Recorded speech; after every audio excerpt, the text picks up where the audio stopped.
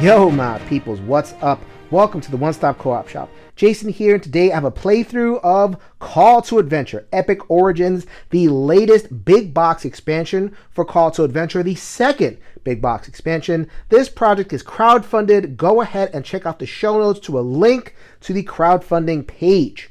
Call to Adventure is a dice-rolling, story-heavy, family-friendly game for 1 to 4 players.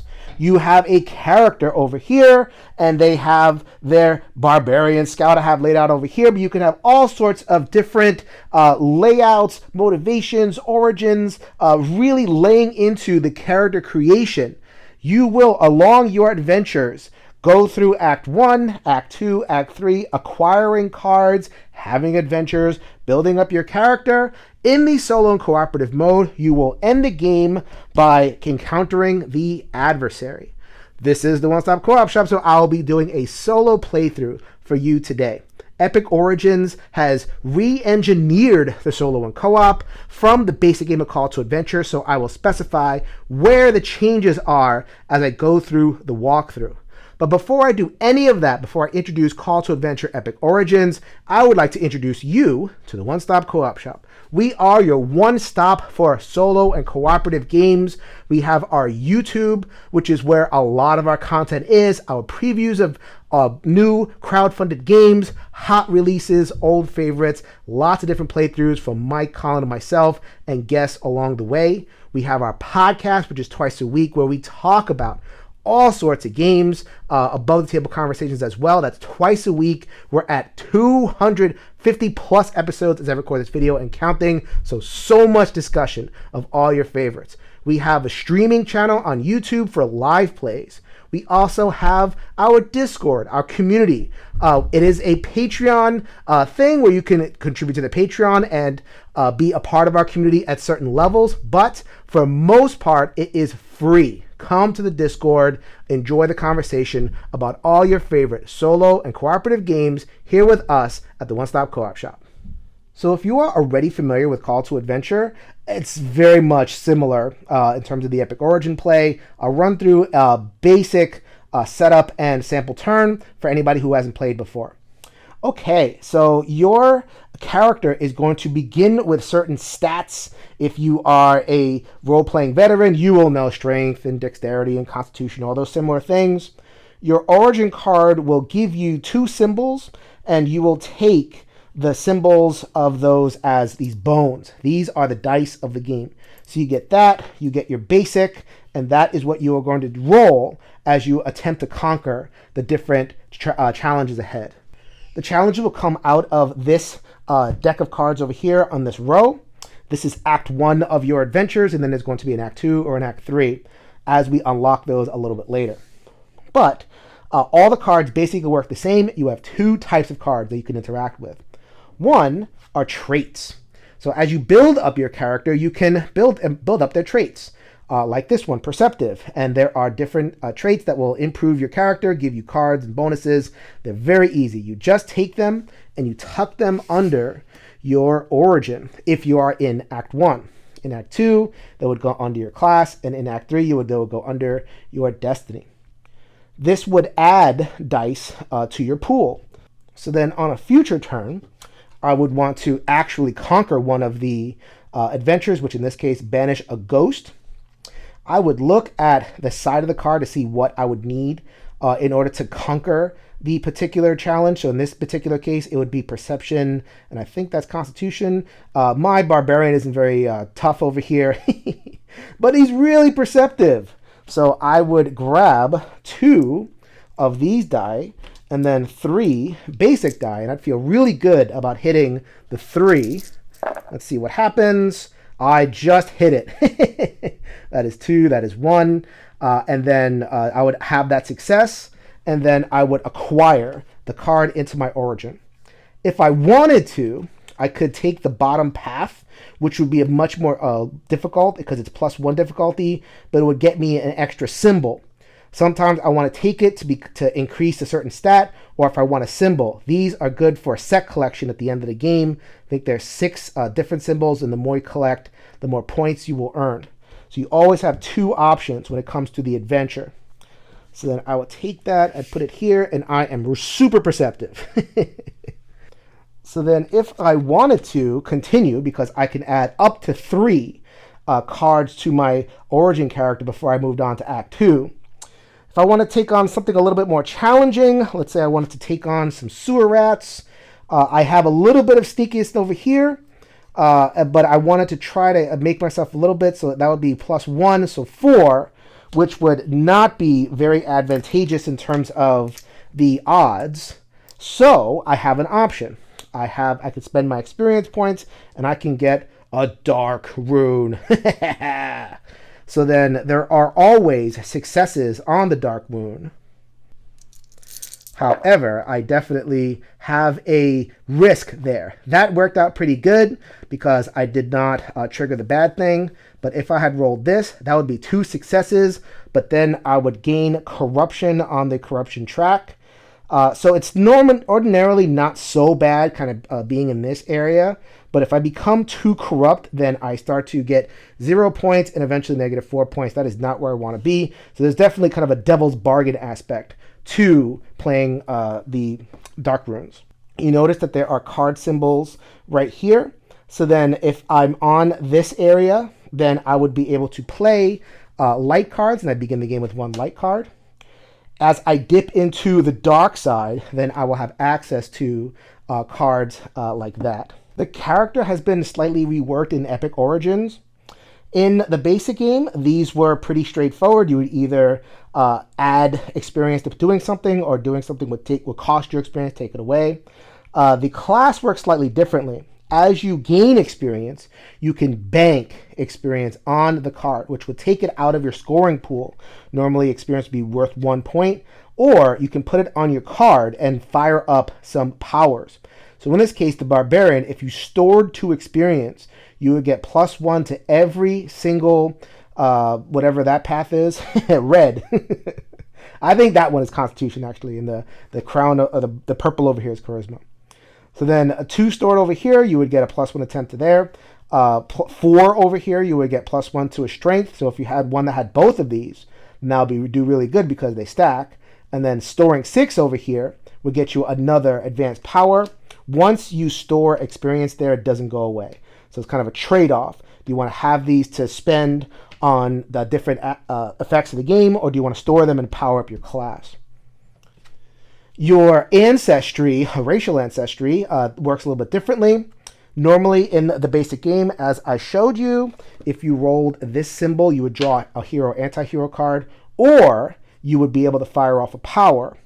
In this particular case, the elf, you could spend your experience to gain 2 cards, and then the different characters have different experiences. That is a choice that you can do whenever you roll that symbol. Looming over your adventure is the Adversary. So this is for solo co-op. What I have done is I have taken out the Adversary for the basic game and compared it to Epic Origins to show a contrast, how much reworking the Epic Origins Adversary has gone through. So in the basic game, the demon was a card. In the competitive game, this would just be shuffled in, and you would encounter it just like any other card. In solo co-op, you would pull out whatever the adversary was, and then it's cards that would determine rules so that you would interact with it lightly throughout the course of the adventure, and you would face the adversary after Act 3. It was very possible to just not interact with the enemy much whatsoever by taking certain cards or rolling certain things. So it was cool. Call to Adventure is cool, but the adversary part of it you didn't really feel. Epic Origins changes that. You always are aware of the adversary. Either it's messing with you in various ways or giving you opportunities based on whatever is on the card. So there are ways, just like in the base game, for it to add experience, which is basically its hit points. You can also take experience points away by doing various things.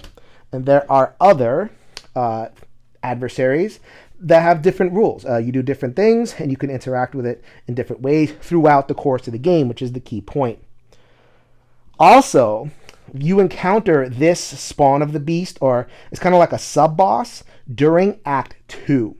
So you know what is coming earlier, so that you have to encounter it. You knock off some of its experience. Whether you knock off experience or not, you would flip it, And then it would be the legendary beast, a bigger enemy that you would have to fight at Act 3. So then multiple chances for it to interact with you as opposed to the basic game where it's a little bit more hands off. Definitely prefer the play style here. Also, the card deck, which would, the adversary would flip a card whenever you rolled one of these symbols.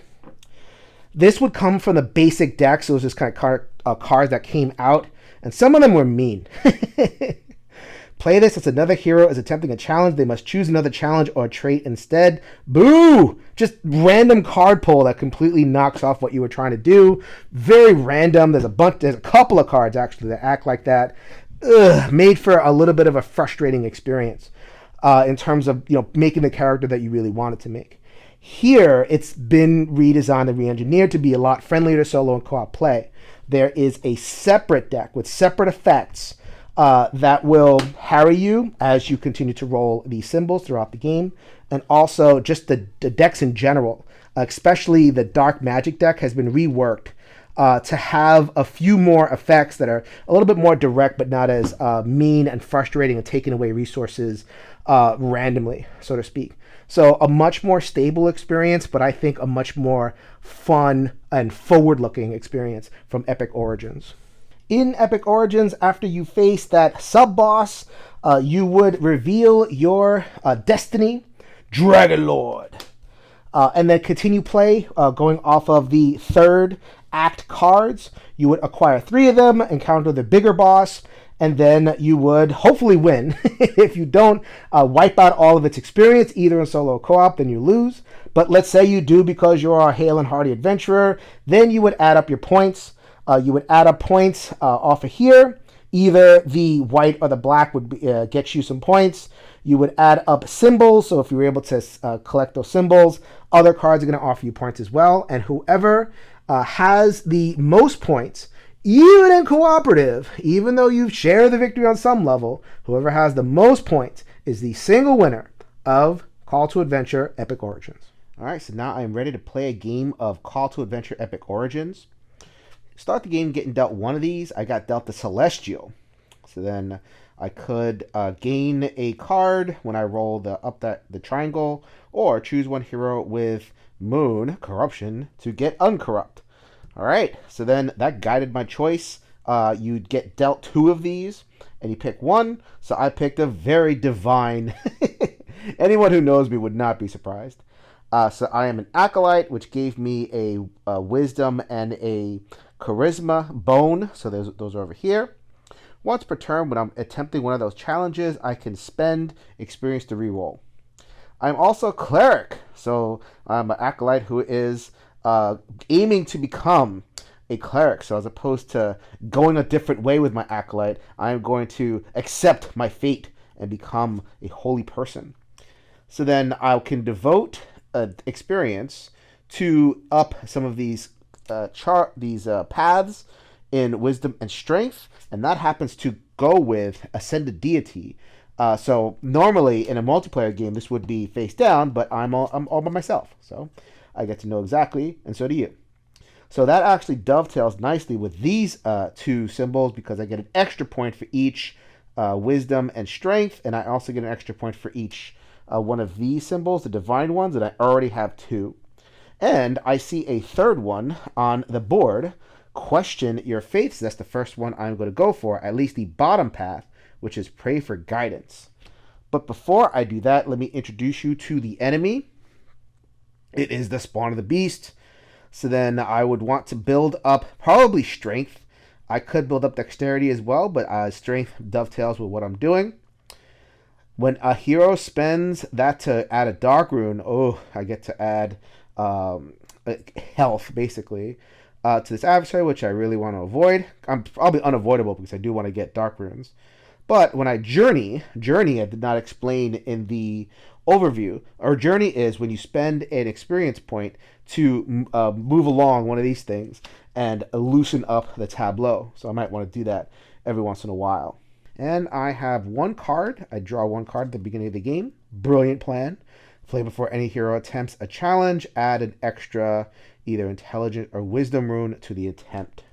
All right, so I am going to do this Question Your Faith the harder path, which is the Pray for Guidance path.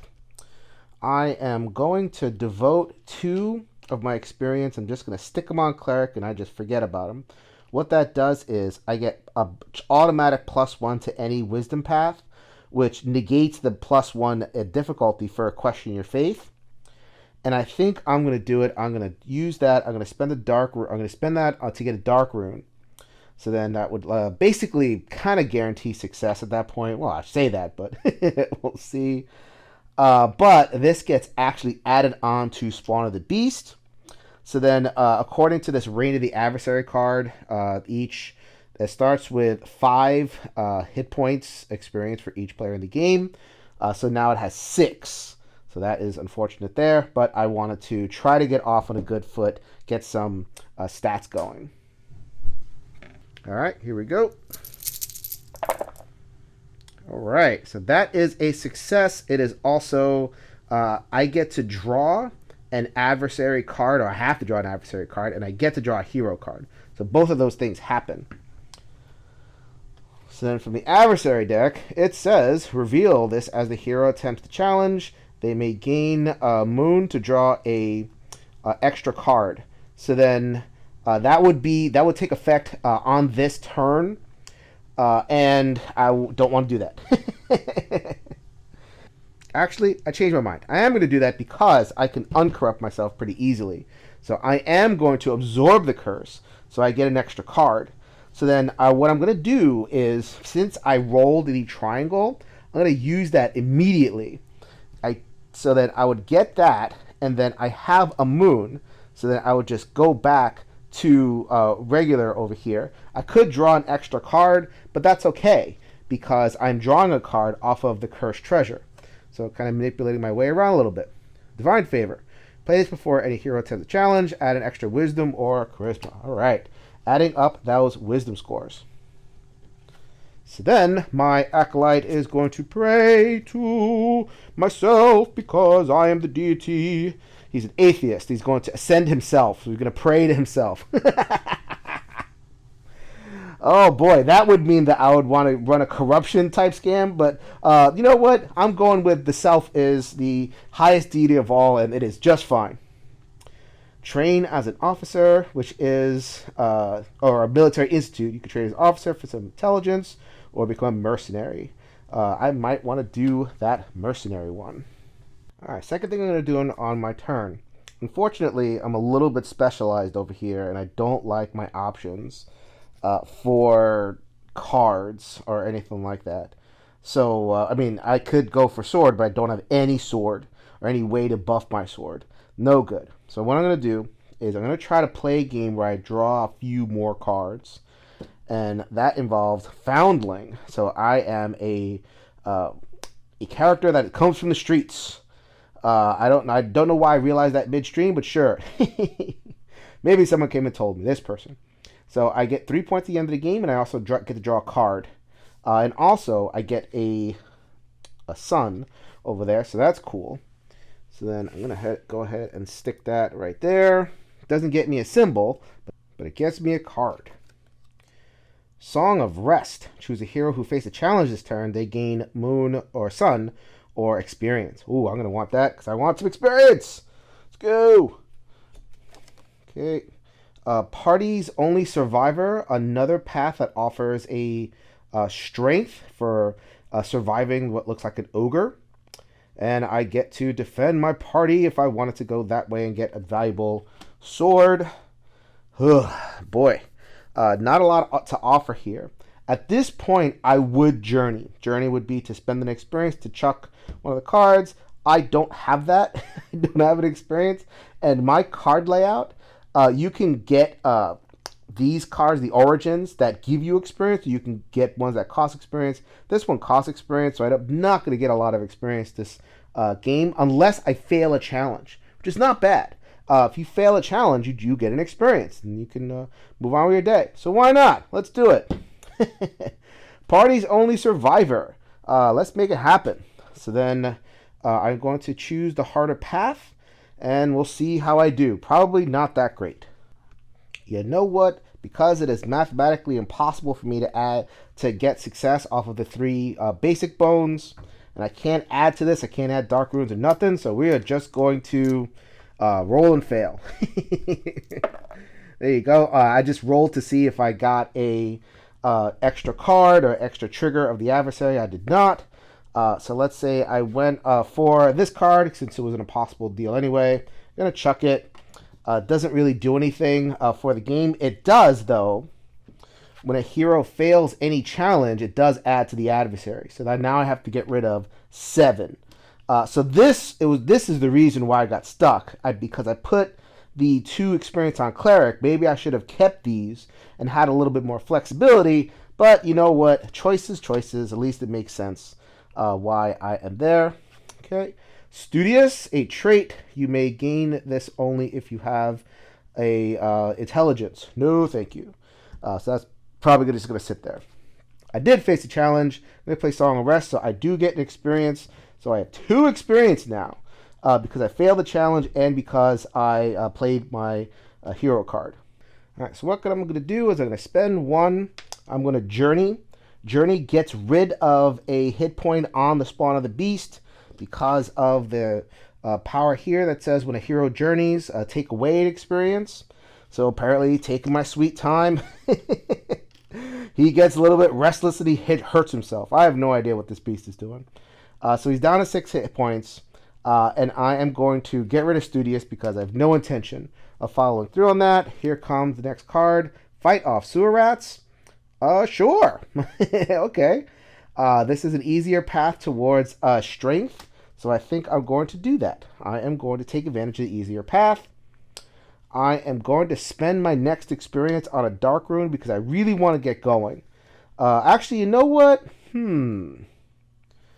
long as I'm spending a dark rune, I might go for that stronger one, which is defend your party, which would get me an extra point. You know what? Why not? I am rolling 3 of the basics and a dark rune on a 4. And I did get it. So that is Moon, which gets me a corruption, 2 successes, and proc some of the effects. So I'm going to move that down. I'm going to draw a card. So instead of using this Celestial Power, which actually I couldn't use it anyway, because I don't have a corruption, so I'm just going to draw a card. Ray of Hope. The adversary lost a experience this turn, gain Sun. He did lose experience this turn, or the beast did. So I'm going to play it right now. That is another point for me, and I get a precious experience point for that. But when a hero spends that to get a dark rune, it's going to add. So you see how much more present the spawn is. I'm going to go ahead and focus on that just for a little bit. I was at 6 and now I am at 7. I spent a couple to get some dark runes. I failed the challenge, so all sorts of strength being added to the beast. Before I move on to round 2, I forgot to pull from the adversary deck. I pulled Prisoner in Peril. Reveal this as a hero attempt to challenge. If they fail, the adversary gains an additional experience, but I did not fail that time, so retcon has been successfully achieved. All right, so now I am at round 2, or act 2, and at the end of this act, I am going to face the spawn of the beast. So then, as a reminder, the spawn, I will be able to roll any dexterity or strength that I have. So I have 1 strength, no dexterity, but I have some opportunities to gain these particular runes. So then if I gain Treasure Hunter, I would gain a card and a dexterity, which would be really sweet. And I can take a experience off of the adversary with this card. So I think it's just a no-brainer. You just get so much good stuff from getting Treasure Hunter. So while I was in the Ogre Cave defending my party, I'm like, you know what? I'm doing the Gloomhaven thing. If anyone's played Gloomhaven, it's like, why are you standing back there? Oh, there's loot over here. I'm going to loot this thing. That is exactly what my Acolyte is going to do. Narrow Escape. Play this before any hero attempts a challenge. I can add Dexterity or Constitution. I like piling up adding Dexterity. That's pretty cool. All right, I'm going to reveal the next card. It is Guard a Sacred Item. Wow, sounds like it is a job for me. My Holy Warrior over here. Looks like I'm going to try that. And I would get a star out of it. No brainer. And I use both runes. So I have one sword and one, the dexterity. I think I'm just going to go for here, which would be a little bit easier, which is 4. So with my strength and my dexterity, the odds aren't great for me to get 4 over here, but I'm going to give it a try because I don't want to spend more dark runes and add more stuff to the beast who already has 7.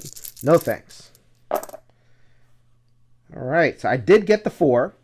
So that is 2, 3, 4, and I got the various triggers. So then I am going to draw yet another light card, gain 2 for the suns over there. You know, I'm just going to play that right now.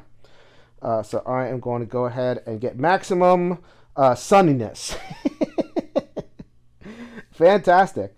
I am also going to draw from the adversary deck. What's that? Reveal this. As a hero attempts to challenge, it has +2 unless any hero discards one of those 2 cards. That's not awesome. But I don't plan on doing any intelligence so far. So I guess I'll just get rid of Brilliant Plan because I do not want to incur any other additional penalties. And I also have a card that gives me some bonus for perception or wisdom. So I'm just going to hold on to that. I now have 2 cards. So that is my turn, and I have guarded a sacred item. So in this ogre cave, I'm hanging out over here next to the treasure. Don't mind me. And I'm a little bit beefier, so that makes me feel pretty good. Next card, defeat a warlord. Ooh, more strength. Wow, this game is really wanting me to have strength or dexterity.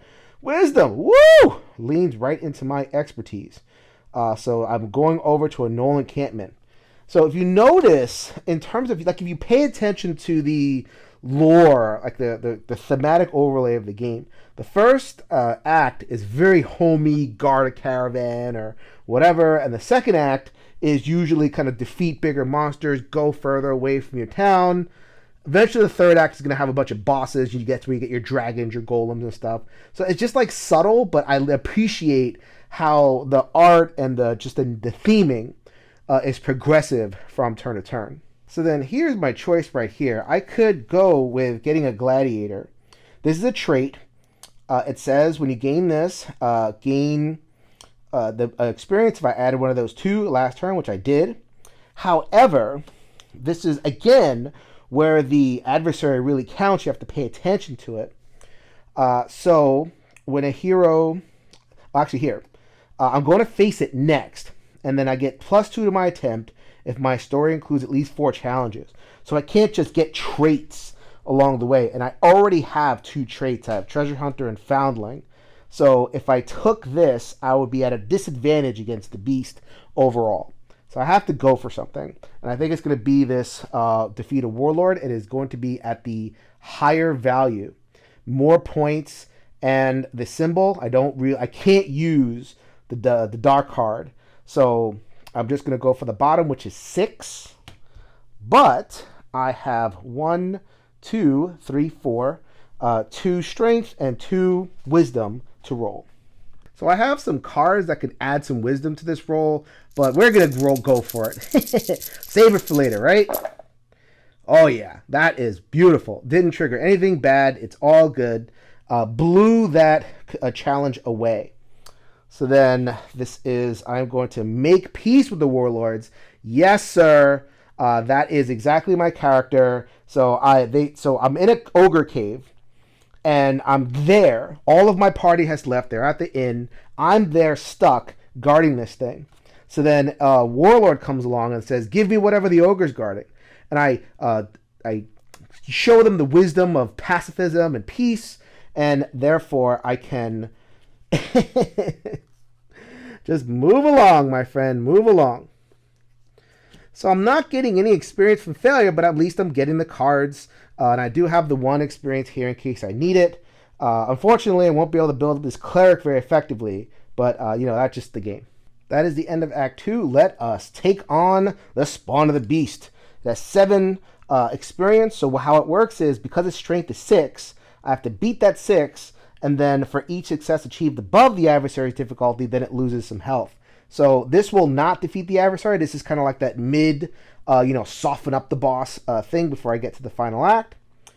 So I have a 2 swords, and I have 1 dexterity, and I'm going to play Narrow Escape, which gives me another dexterity, so that is what I have. So I'm not going to spend any dark runes. I'm not going to give you more. So I'm just going to roll that natural. I did not trigger the card over here, and it looks like I did some good damage. 1, 2, 3, 4, 5, 6, 7. Didn't do a ton of good damage, but at least I removed 1. So it's at a little bit more of a manageable level as I get to Act 3. So I do get a white card. So let me go ahead and pull that. Surprise attack! It's a place before any hero takes a challenge. Sword or dexterity. That's perfect.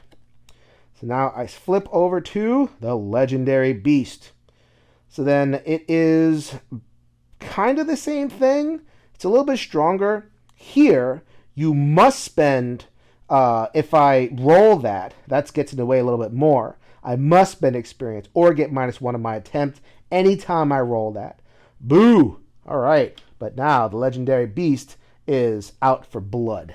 Now time for the third and final act. I have dealt out different cards. As I said before, if you look at the top cards, so then it would be like Extra Planar Incursion and Divine Calling and all these big old grandiose things to kind of round out your imaginative adventure.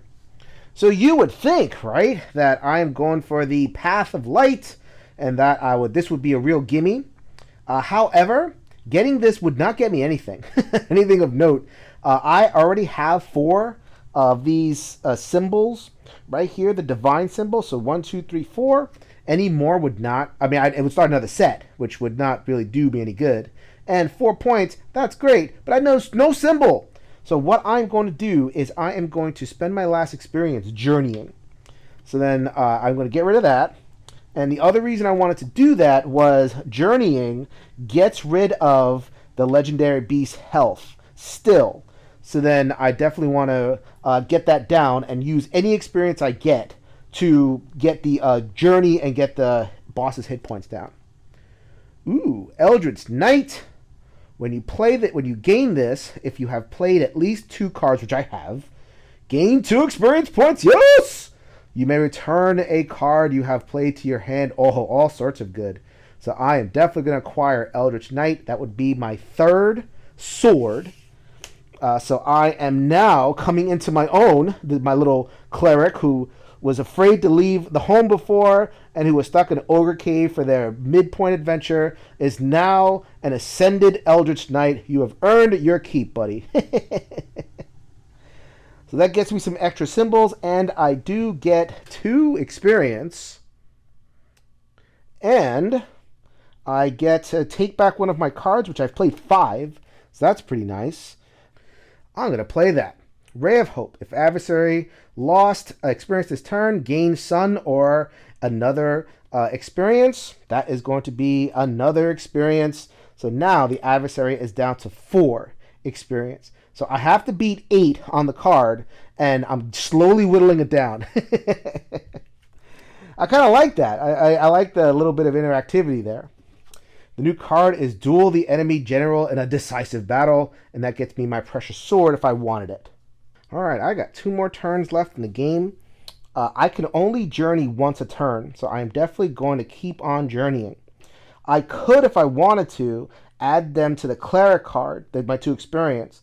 That would give me +1 an attempt at a sword battle, which is what the Legendary Beast is. However, the point is to get rid of its hit points, and I can use 1 for 1 using that experience to get rid of a health point. The Legendary Beast is down to 3. Take my word for it. Alright, so I am going to get rid of Summon a Demon. We don't need to summon no demons. And let's see what else I get.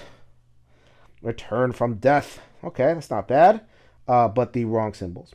So that was probably going to be next time the Journey card is going to be there. So let's try to destroy the assassins.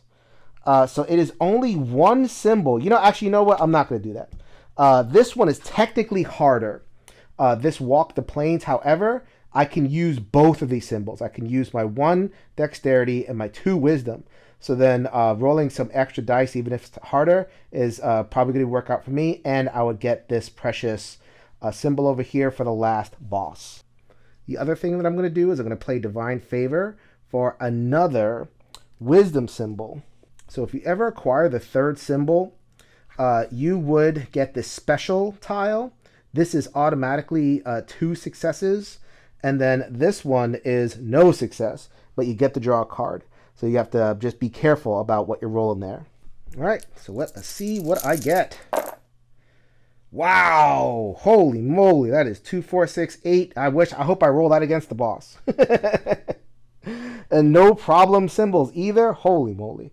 All right, I have walked the heck out of the plains, playing at Crossroads.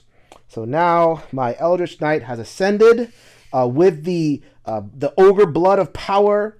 I have become an Eldritch Knight, and I have spread the ogre blood across the plains. I've created like a little bridge out to godhood, and I have 1 more mile to go. Perhaps I will climb the Dark Colossus.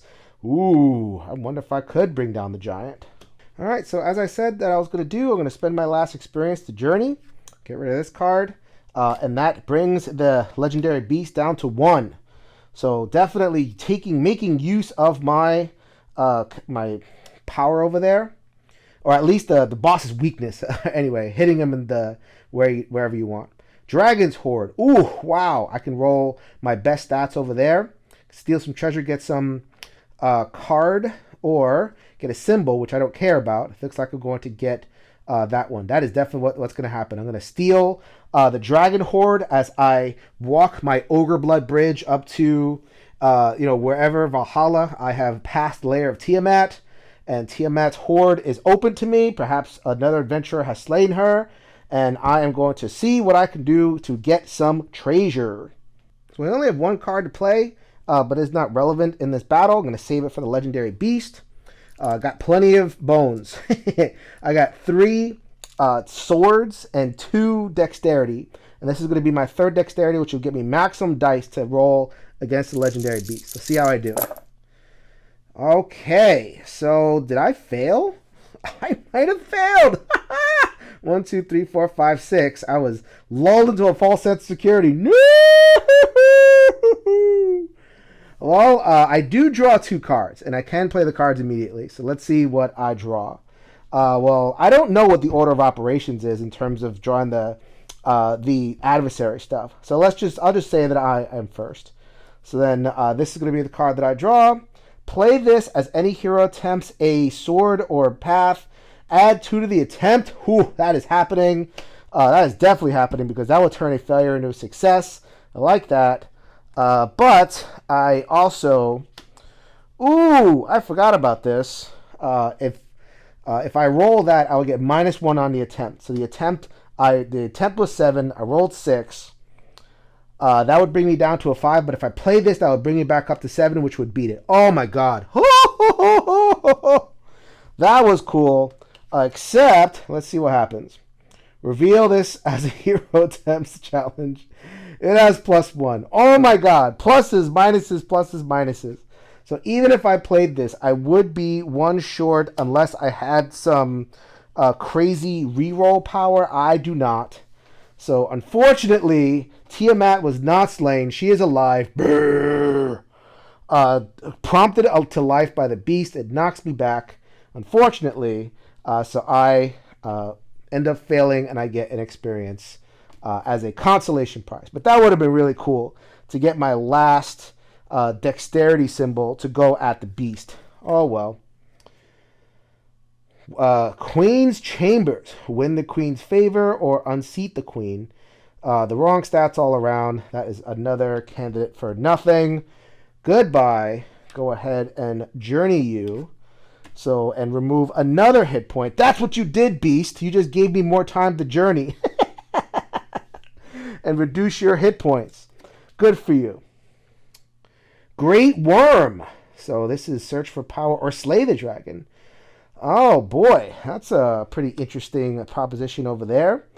So right now my choices are, I can go for this Assassin's Guild and get my final stat over there, or I could slay this dragon and this would not get me an extra symbol. This would.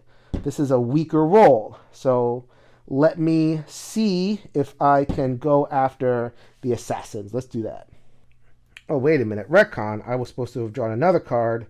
Dazzling Wit. Play this before any hero attempts a challenge of dexterity or intelligence. All right, so I've decided I'm going to go Gonzo. This is a much suboptimal roll, but I'm going to try to destroy the assassins. Not sure how the assassins got near the Ogre Blood Bridge to Celestia, but I'm going to drop an anvil from my heights on top of the head assassin. See how I do. That is perfect, actually. Did not get the terrible roll. I got 5. I did not trigger the -1 from the enemy. So I am somehow, while walking the plains, I became leader of the assassins. All right, so it is now time for the showdown with the legendary beast. It has 8 health. I have to beat 8 health and get 9 because I've been very diligent about journeying to get rid of the hit points and also use not getting the dark runes after that first round. So, and also I have stacked my hero with maximum swords and dexterity. So I am rolling 9 bones overall. So I just need to get 9 successes. Let's see how I do. All right, that does not look like 9 successes, actually. 1, 2, 3, 4, 5, 6, 7. Wait a minute. Ancestral Blade. Play this as any hero attempts a sword. Add 2 to the attempt. That is 9. What? This was a terrible roll. Because I rolled both of the card symbols over here. 1, 2, 3, 4, 5, 6, 7, 8.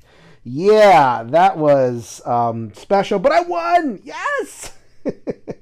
By the hairs of my chinny chin chin, I've pulled out a victory against a legendary beast.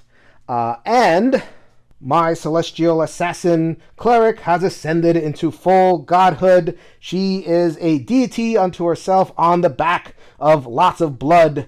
Tiamat's blood. Well, I didn't get too much of that. Ogre blood and legendary beast. I have found the concoction and I have become the deity for all. I really, really love Call to Adventure. I've loved it since it first came out. The base game, the Stormlight Archive, was really, really good. Moving the ball forward. And Epic Origins, definitely with the advanced Adversary, which I had to keep in mind the entire time, changed my play strat to accommodate for it. I've definitely enjoyed my time with Epic Origins. I hope you have as well. Hope you enjoyed this playthrough. This is the One Stop Co-op Shop. This is Jason reminding you that I will see you at the next stop.